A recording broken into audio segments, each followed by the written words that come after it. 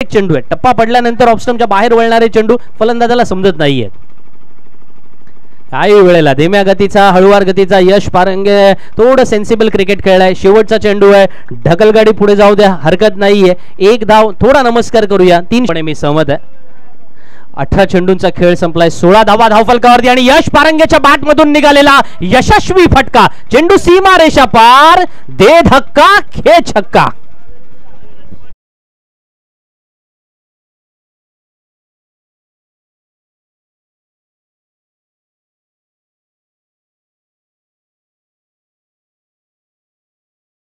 आपण पाहतोय त्याचं हे उत्तम उदाहरण आहे यश पारंगे.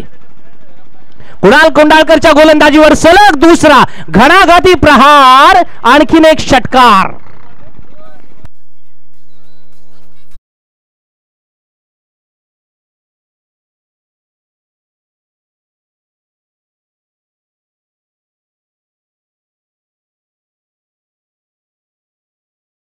सचिन तेंडुलकरचा तो किस्सा या ठिकाणी आठवतोय. तुम्हाला आठवत असेल 2003चा स्टिक बॅटिंग, 28 धावा.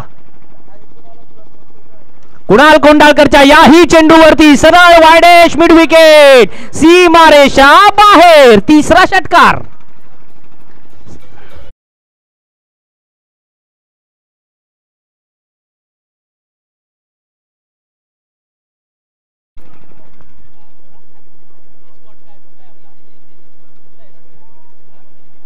एंटरटेनमेंट. चौथा चेंडू यावेळेला फिरवलाय जरूर. कुणाल स्वतः चेंडू खाली जातोय आणि झेलही सुटतोय. याला म्हणतात की वाट्याचे अजूनही बाकी आहेत. आखूड टप्प्याचा चेंडू, तुषार वाजंत्रीची जी गोलंदाजी आहे ना, स्लोअर वन आणि तितक्याच छान पद्धतीने तो चेंडू टर्न घेतोय. What a running between the wicket. त्यांना पार करण्याची ताकद सुद्धा माझ्याकडे आहे. याही वेळेला आखूड टप्प्याचा चेंडू, यश पारंगेच्या बॅट मधून निघालेला हा चौथा षटकार, ब्रँडेड स्ट्रोक.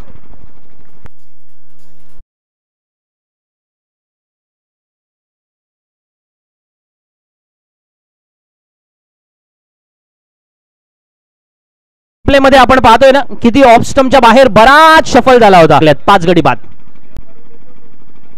परत एकदा 5वा षटकार. What a shot, shot of the day. हा षटकार रे 8 क्या बात है.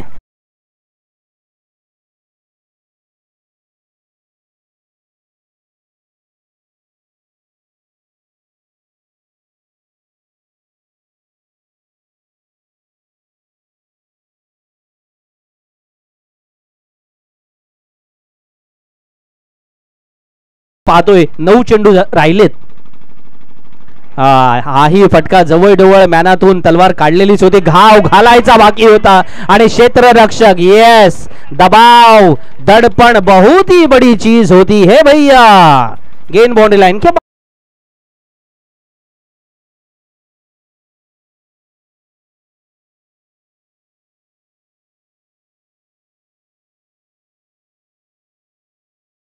selfish theory, but it is all about to be the individualism.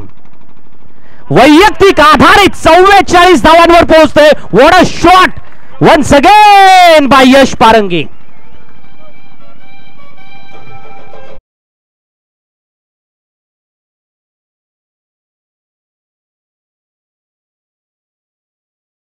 साठ धावांवरती आपल्याला पाहायला मिळतोय.